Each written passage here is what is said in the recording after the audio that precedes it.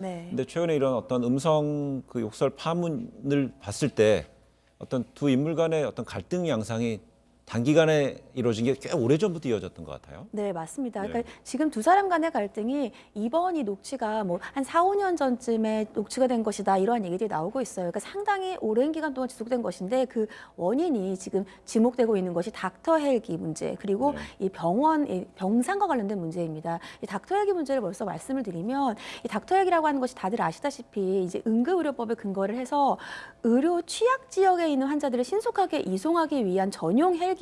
네. 그런데 지난해 8월에 이 아주대병원에 닥터 헬기가 도입이 됐습니다.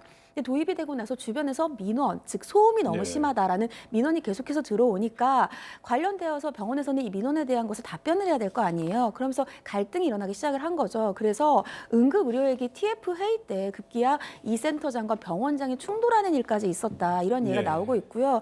이러한 닥터 헬기와 관련된 문제에 대해서 아주대 의료원 측에서는 소음 문제도 병원장으로서 환자들과 주민의 민원을 해결해야 되기 때문에 이러한 민원을 줄이려는 방안을 모색해보자라는 차원이었다. 네. 이렇게 해명을 했습니다.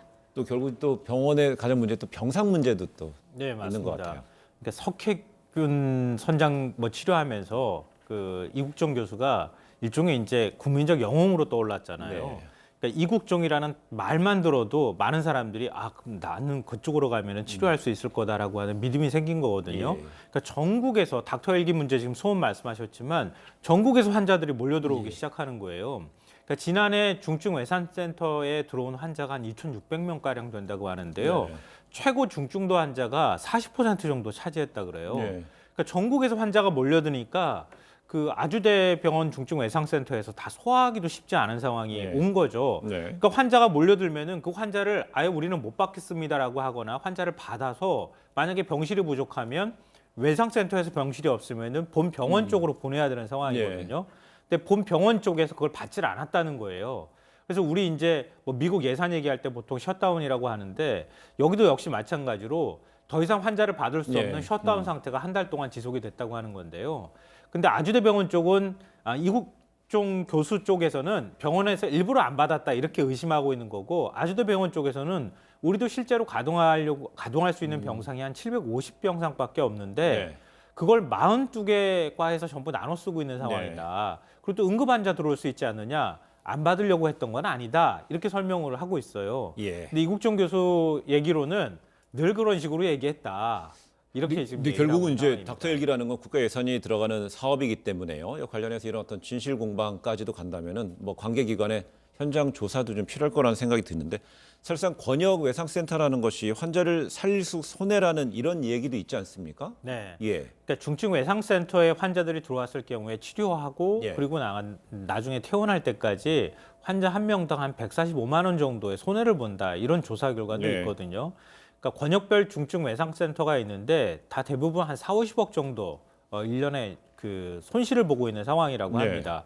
그럼 그건 어딘가 모르게 구조적으로 문제가 있는 거잖아요. 그러니까 보건복지부가 그동안에 중증 환자의 경우에는 의료 수가를 올려준다거나 네. 아니면은 의료진들의 급여를 지원한다거나 이런 것들을 계속 하고는 있지만 아직까지도 비용 평가를 제대로 못한 것 아니냐라고 하는 지적이 나옵니다. 그래서 다시 한번 조사를 해보겠다라고 예. 하는 게 보건복지부 얘기이기도 한데요. 근데 그 애초부터 근본적으로 문제가 있었다고 하는 지적도 있습니다. 그러니까 지금 권역별 중증 외상센터로 지정된 병원들을 보면은 전부 다 국립대학이 아니거든요. 예. 그럼 국립대학에다 차라리 이렇게 했더라면은 수익 대비 뭐 환자를 만약에 병원에서 받았을 때 손해를 본다는 이유로 이런 문제가 생기거나 하지는 않았을 거 아니냐. 아무래도 돈을 더 벌기 위해서 병원이 더 하거나 그런 문제는 없을 테니까 예. 국립대 병원을 중심으로 해서 다시 중증 외상센터를 그 어떤 의료 체계를 다시 짜야 되는 것 아니냐라고 하는 얘기도 나옵니다. 그렇습니다. 이렇게 뭐 외상센터가 적자를 피할 수 없는 운영 구조라면은 정부에서는 또 다른 그 각도에서 좀 들여다봐야 될 것 같습니다. 네, 그러니까 예. 이 정부에서 지금 현재 올해 연구 용역을 통해서 이 외상센터의 손익 현황을 파악하겠다 이러한 예. 이제 입장을 밝혔습니다. 그러니까 앞서서 말씀하신 것처럼 환자를 받으면 받을수록 손해다 이러한 인식이 있기 때문에 외상센터에 필요한 인력이라든지 아니면 병상이 지원되지 않는 것이 아니냐 이러한 우려가 있기 때문인데요. 정부가 이 외상센터에 총 한 해 500억 원의 보조금을 지급을 네. 하고 있어요. 그리고 수가도 보상을 하고 있기 때문에 때문에 이러한 부분들이 어떻게 운영되고 있는지 확인하겠다 이렇게 밝혔습니다. 예, 그렇군요. 네, 이 아주대학병원 측은 저희 뉴스온 제작진의 이국종 교수의 발언이 마무리되면 이 공식 입장을 밝힐지 여부를 결정하겠다고 말했습니다.